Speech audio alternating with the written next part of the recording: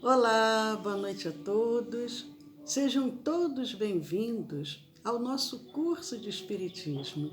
Eu sou Leila Rocha de Oliveira, do Centro de Estudos Espíritas Allan Kardec, da cidade de Olambra, cidade do interior de São Paulo.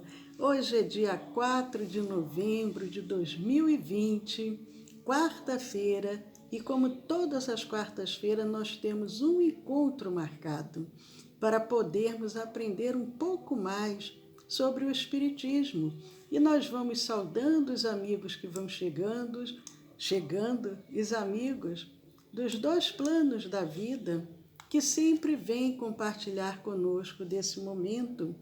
E para fazermos a nossa preparação espiritual, nós vamos ler um pequeno trecho do livro Vinha de Luz, pelo benfeitor Emmanuel e Francisco Cândido Xavier. Eu abri na mensagem 131. Denise, boa noite, seja bem-vinda, Sueli também, que bom vocês aqui conosco. A mensagem 131 do livro Vinha de Luz se chama Consciência, guardando o mistério da fé numa consciência pura. Guardando o mistério da fé numa consciência pura. Paulo, 1 Timóteo, capítulo 3, versículo 9. E Emmanuel diz: curiosidade ou sofrimento oferecem portas à fé, mas não representam o vaso divino destinado à sua manutenção.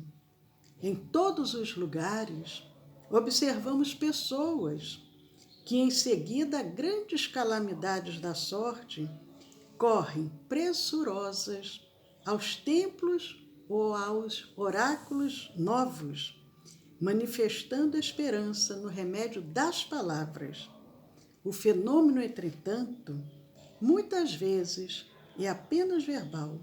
O que lhes vibra no coração é o capricho insatisfeito ou ferido pelos azorragues de experiências cruéis. Paulo de Tarso, em suas recomendações a Timóteo, esclarece o problema com traço firme. É imprescindível guardar a fé e a crença em sentimentos puros. Sem isso, o homem oscilará na intranquilidade, pela insegurança do mundo íntimo. Os aprendizes do Evangelho devem recordar o conselho paulino, o conselho de Paulo, que se reveste de profunda importância para todas as escolas do cristianismo. O divino mistério da fé viva é problema de consciência cristalina. Trabalhemos, portanto, por apresentarmos ao Pai a retidão e a pureza dos pensamentos. Senhor, gratos somos por estarmos aqui, com esse propósito de purificar os nossos pensamentos e os nossos sentimentos. E nessa noite, com gratidão a cada benfeitor amigo que acorre ao nosso chamado, nós damos início a mais esse encontro e te pedindo, Senhor, a tua presença entre nós. Muito obrigado, Senhor. Que assim seja. Queridos amigos, que alegria estarmos aqui juntos. Mais uma quarta-feira, como sempre, às 20 horas, procurando aprender um pouco mais. Nós estamos dando continuidade ao nosso curso de Espiritismo voltado para o segundo ano de estudos, mas nós podemos também, mesmo quem não fez ainda o segundo ano, pode acompanhar conosco. Nós utilizamos a apostila da Federação Espírita Brasileira, que é o estudo sistematizado da doutrina espírita, o tomo único. E nesse tomo único tem muito aprendizado para nós. É muito bom estarmos juntos e nós vamos iniciar dando continuidade ao módulo 8, O módulo 8 fala sobre a evolução do pensamento religioso. Como que foi evoluindo esse pensamento religioso em cada região, em cada localidade, em cada época. E nós vamos falar hoje o roteiro 3 e o roteiro 4. Vamos falar sobre Moisés e o Decálogo, vamos recordar a missão de Moisés e nós vamos trazendo Emmanuel para nos recordar essa missão de Moisés. Quando o Espírito Emmanuel nos diz, nos informa, que dos espíritos degradados na terra foram os hebreus que constituíram a raça mais forte e mais homogênea.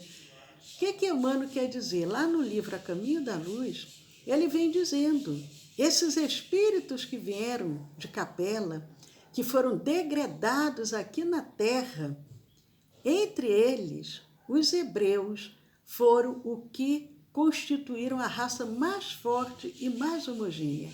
Nós já falamos isso várias vezes. Esse povo que veio de Capela foi dividido em outros povos aqui na Terra. Esses espíritos, melhor dizendo, vieram e aqui eles se dividiram entre os hebreus, na Índia, entre os europeus, a raça ariana e entre os egípcios. Mas Emmanuel diz que, além de constituírem a raça mais forte e mais homogênea, mantendo inalterados seus caracteres através de todas as mutações. Porque durante o longo dos séculos, dos milênios, eles não mudaram. Eles sempre foram muito firmes nas suas convicções. Examinando esse povo notável no seu passado longínquo, reconhecemos que, se grande era a sua certeza na existência de Deus, muito grande também era. Olha o que Emmanuel nos diz. Eles, esse povo, o povo hebreu, eles já tinham uma grande certeza na existência de Deus. Mas, por outro lado, muito grande era o quê? Era o seu orgulho dentro de suas concepções da verdade e da vida. Eles se achavam que eram um povo escolhido por Deus, um povo privilegiado, como se Deus fosse dividir nações, dividir povos, fazer acepção de pessoas. Não. Deus é o nosso Pai, é Pai de todo o universo. Ele não iria dividir, separar, mas eles tinham, em função ainda do orgulho muito presente, achando-se que era um povo escolhido, que eram privilegiados. Enquanto a civilização egípcia e os iniciados hindus, falando da Índia, criavam o politeísmo que nós vimos a semana passada, quem não teve a oportunidade de acompanhar o nosso estudo a semana passada, entre lá no nosso canal do YouTube, está lá na playlist Curso de Espiritismo, 2º ano, todas as nossas aulas. E ali nós falamos sobre isso a semana passada. E ele vem dizendo, enquanto os egípcios e os hindus criavam o politeísmo, acreditavam em vários deuses, para satisfazer os imperativos da época, contemporizando com a versatilidade das multidões, porque era um povo com muitas ideias diferentes, o povo de Israel acreditava na existência do Deus Todo-Poderoso. Eles já acreditavam num Deus único, enquanto os demais povos acreditavam em vários deuses.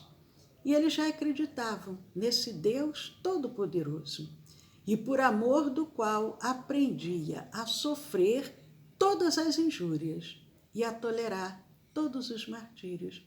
Eles já tinham tanta convicção desse Deus único que eles estavam prontos a sofrer o que fosse necessário para poder manter íntegro essa convicção que eles possuíam. E nós lembramos, 40 anos no deserto, representaram para aquele povo como que um curso de consolidação da fé, contagiosa e ardente. Nós já falamos em vários momentos, quando Moisés consegue retirar aquele povo hebreu que estava ali há 400 anos como escravos, cativos ali no Egito, mas ele não vai direto para a terra prometida. Ele perambula com milhares de hebreus no deserto. 40 anos, aquele povo, e como diz Emmanuel, fazendo um curso para consolidar a fé. Porque quando Moisés se afasta um pouquinho e sobe ao monte, e nesse momento que ele vai, inspirado por Deus, trazer os 10 mandamentos, quando ele volta, o que ele encontra? Já o povo adorando um bezerro de ouro. E ele se enfurece com aquilo, quebra aquela tábua das leis, depois ele volta novamente. Então o povo, apesar de já ter essa noção, mas ainda precisava consolidar essa fé contagiosa e ardente. Todas as raças da terra devem aos judeus esse benefício sagrado, nos diz Emmanuel, que consiste na revelação desse Deus único, Pai de todas as criaturas e providência de todos os seres. Nós devemos ter essa gratidão, porque eles foram os primeiros que, apesar de todas as dificuldades, mas que consolidaram essa fé num Deus único. Apesar de que sabemos que muitos povos ainda não conseguiram atingir essa compreensão. O judaísmo é uma religião revelada. Nós vimos falando isso sobre o que seria uma religião natural e o que seria uma religião revelada. E nós vamos dizendo aqui, o judaísmo é uma religião revelada, que teve em Moisés o seu missionário. Moisés foi escolhido para conduzir aquele povo. Deus é único e Moisés é o Espírito que ele enviou em missão para torná-lo conhecido, não só dos hebreus, como também dos povos pagãos. Moisés teve uma luta intensa, muito intensa. Porque imaginem 40 anos conduzindo milhares de pessoas, reclamando, protestando, sempre colocando que algo não estava bem. Mas a missão dele era uma missão muito firme. Por isso que no Antigo Testamento, quando nós vemos nos 5 primeiros livros, que é o Pentateuco, Mosaico, que são os livros que Moisés nos traz, além dele trazer os 10 mandamentos, mas ele traz também, dizendo que era Deus, mas um código muito rigoroso para poder frear aquele povo, porque senão ele não conseguiria cumprir a missão que ele tinha. Mas o povo hebreu, ele foi instrumento de que se serviu Deus para se revelar por Moisés e pelos profetas. Porque temos que lembrar que além do Pentateuco, que se encontra no atualmente a gente chama Antigo Testamento, tiveram vários livros que vieram através dos profetas ao longo de milênios, porque não foi todos ao mesmo tempo. Levou cerca de algum tempo para que esses profetas fossem vindo, esses missionários, para completar essa obra. E as vicissitudes, porque passou esse povo, destinavam-se a chamar a atenção geral e a fazer cair o véu que ocultava aos homens a divindade. O povo também tinha uma missão. Não era somente Moisés. Os hebreus também tinham uma missão. Moisés, como profeta, revelou aos homens a existência de um Deus único, soberano Senhor e orientador de todas as coisas. Ele promulgou a lei do Sinai, que era... O que era o Sinai? Uma cadeia montanhosa que existe no Oriente Médio. E ali foi o quê? Lá no Monte Sinai, foi aonde Moisés recebeu as tábuas da lei, ou, como a gente fala hoje, os 10 mandamentos. E nesse contexto dessas leis que ele nos trouxe, que legou para os hebreus, mas que são leis perfeitas porque vieram inspiradas por Deus, são leis que não têm o que ser criticado, mudado, porque é uma lei única. E ali, através dessas leis, ele lançou as bases da verdadeira fé. Como homem, Moisés foi o legislador do povo, pelo qual essa primitiva fé, purificando-se, havia de espalhar-se por sobre a terra. E nós sabemos que esses ensinamentos ainda estão se espalhando, ainda não envolveram a toda a humanidade.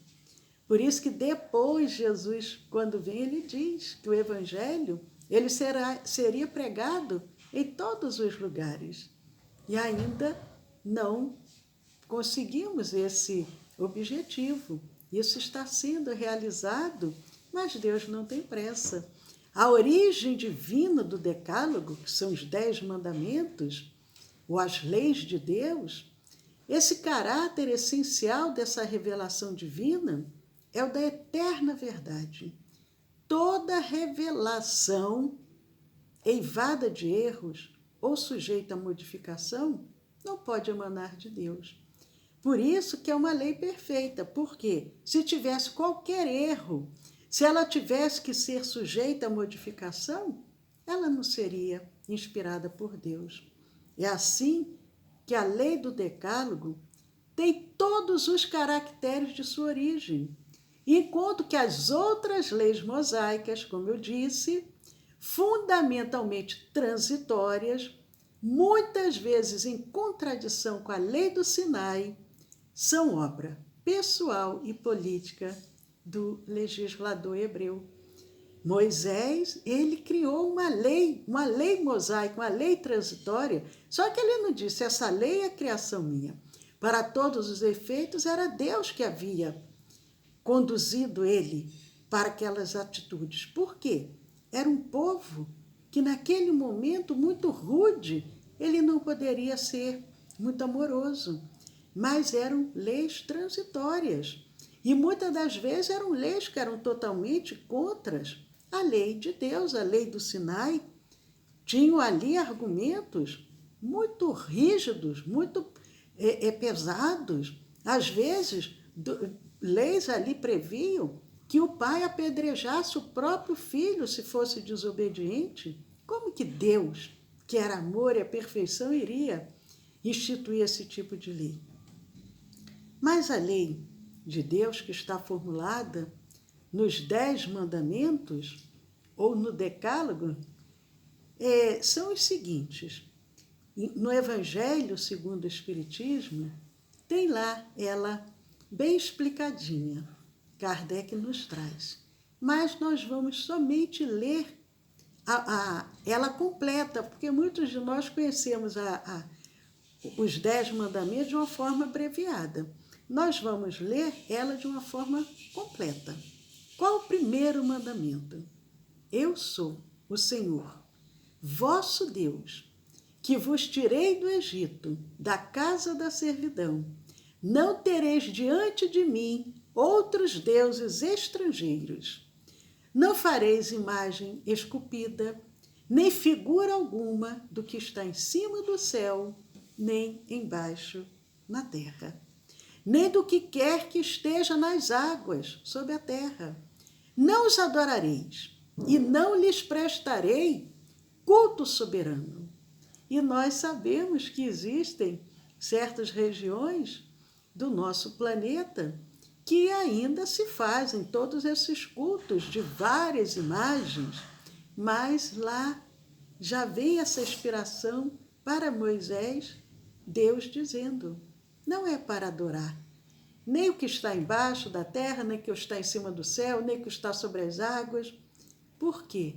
A adoração é diretamente o nosso sentimento dirigido para Deus. Não precisamos de um talismã, de nenhum símbolo. O segundo mandamento: não pronunciareis em vão o nome do Senhor, vosso Deus. É tanto que os judeus atuais, eles não falam a palavra Deus, eles falam uma outra palavrinha, porque eles seguem aqui. Não é para ficar. E a gente às vezes fala tanto, né? Ai, meu Deus, ai, meu Deus. Mas ele diz, não vamos dizer o nome de Deus sem necessidade, em vão. O terceiro mandamento, lembrai-vos de santificar o dia do sábado. Nós só estamos lendo os 10 mandamentos, mas não vamos fazer aqui um estudo sobre cada um dos itens. Importante lembrarmos isso. Estamos fazendo apenas uma leitura literal. Não estamos interpretando e tirando o espírito da letra do que aqui está contido. O quarto mandamento: honrai a vosso pai e a vossa mãe, a fim de viverdes longo tempo na terra que o Senhor vosso Deus vos dará. Quinto, não mateis. Sexto, não cometais adultério. Sétimo, não roubeis. Oitavo, não presteis testemunho falso contra o vosso próximo. Nono, não desejeis a mulher do vosso próximo.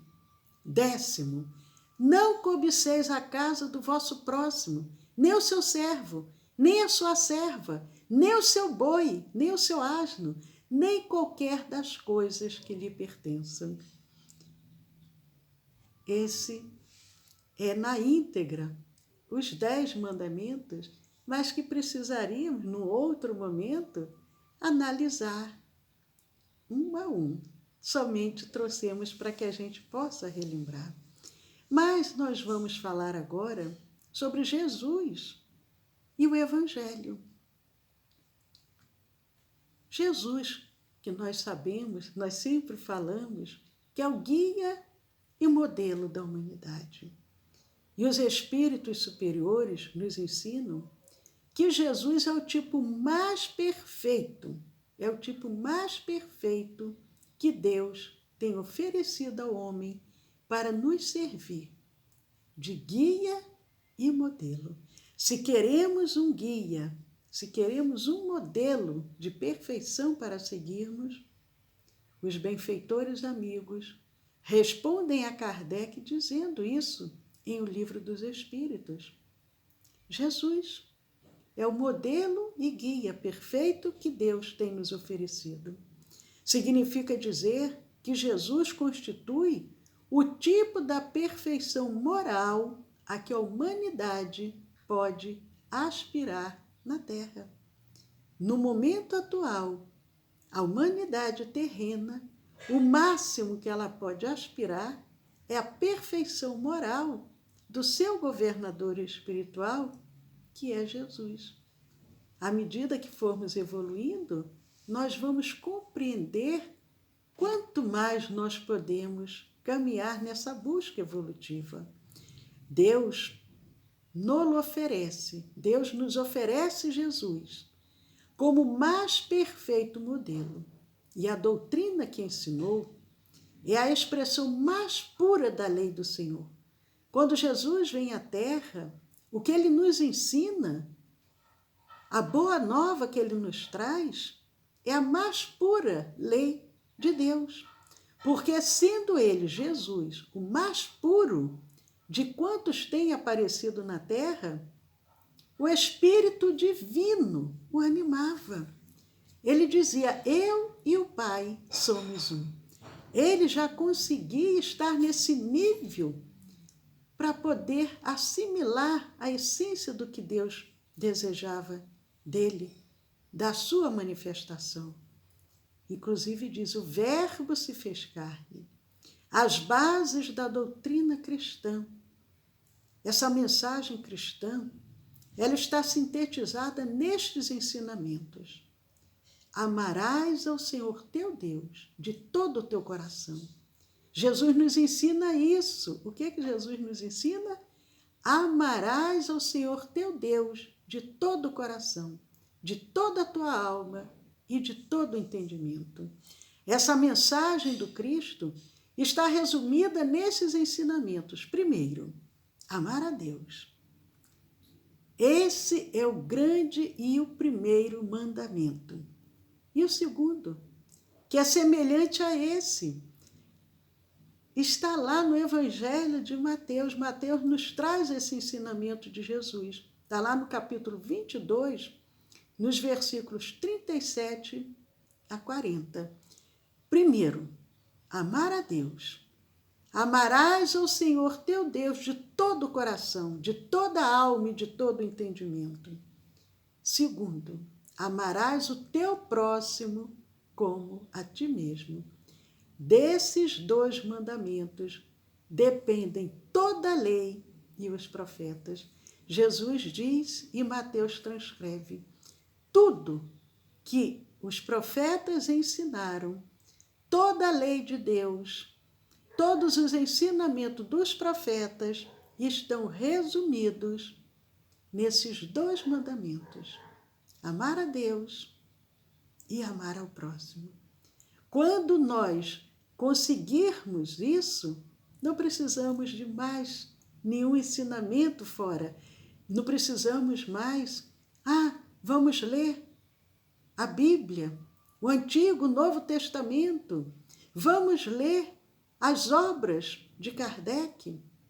Quando realmente nós conseguirmos de forma integral amar a Deus de todo o coração, de toda a alma e de todo o entendimento, e amar ao próximo como a nós mesmos, tudo se resume. Jesus diz, toda a lei está resumida e os profetas nesses dois mandamentos. Logo, tudo que se faça contra o próximo, o mesmo é que fazê-lo contra Deus. Se fizermos algo de ruim contra o outro, é como se estivéssemos fazendo contra Deus. Não podemos amar a Deus sem praticar a caridade para com o próximo. Todos os deveres do homem se resumem nesta máxima. Qual seria? A Igreja nos dizia o quê? Fora da Igreja não há salvação. Era o ensinamento da Igreja dominante, da Igreja predominante. Fora da Igreja não há salvação. E Kardec traz em um Evangelho segundo o Espiritismo essa máxima. Ele diz, todos os deveres do homem se resumem nesta máxima. Fora da caridade não há salvação. Por quê? A pessoa pode não ter religião, mas ele pratica a verdadeira caridade com tal profundidade, sem nenhum interesse, sem nenhuma exigência. O verdadeiro cristão, ou aquele que já assimilou os ensinos do Cristo, independente de professar uma religião, ele vai praticar a verdadeira caridade.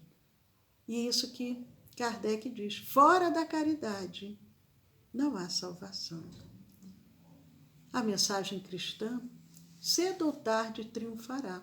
Nós sabemos que ao longo dos milênios, muitos missionários vieram antes de Jesus e depois de Jesus, periodicamente, renascem espíritos para nos auxiliar. E essa mensagem do Cristo, ela vai triunfar. O Evangelho do Divino Mestre ainda encontrará por algum tempo a resistência das trevas.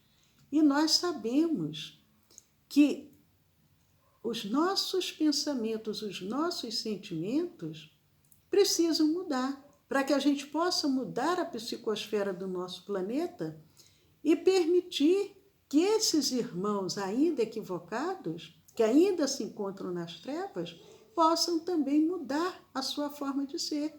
E essa mensagem do Cristo ainda vai ter a resistência das sombras. A má-fé, a ignorância, o império da força conspirarão contra ele. Mas tempo virá em que a sua ascendência será reconhecida. Nós falamos com relação, na segunda-feira, na nossa fala de segunda-feira, com relação à missão dos bons. Kardec pergunta aos benfeitores por que ainda existia tanto mal, existe tanto mal na Terra, e eles dizem o quê? Pela omissão dos bons. Quando os bons quiserem, o bem prevalecerá. Se ainda temos a má-fé, a ignorância, a força conspirando contra o Evangelho, é porque nós, que já temos um pouquinho de luz, estamos acomodados. Nos dias de flagelo e de provações coletivas, e nós temos periodicamente sendo testados, a humanidade, de vez em quando, é testada num flagelo, provas coletivas como nós estamos passando na atualidade, mas nesses dias de flagelo e de provas, é para a sua luz eterna, a luz do Evangelho, da mensagem do Cristo, que a humanidade se voltará, tomada de esperança. E então novamente se ouvirão as palavras benditas do Sermão da Montanha. E através das planícies, dos montes e dos vales, o homem conhecerá o caminho, a verdade e a vida. Através das palavras do Sermão do Monte, bem-aventurados, felizes, nós vamos conhecer o caminho da verdadeira vida, que é Jesus. Queridos amigos, nós vamos encerrando as nossas reflexões do nosso curso de Espiritismo da quarta-feira à noite, mas convidamos a todos, na próxima quarta-feira, estarem aqui conosco para darmos continuidade a esse aprendizado tão profundo. Foi muito bom estarmos com vocês e desejamos que a doce paz de Jesus esteja presente nos corações e no lar de cada um de vocês. Paz a todos.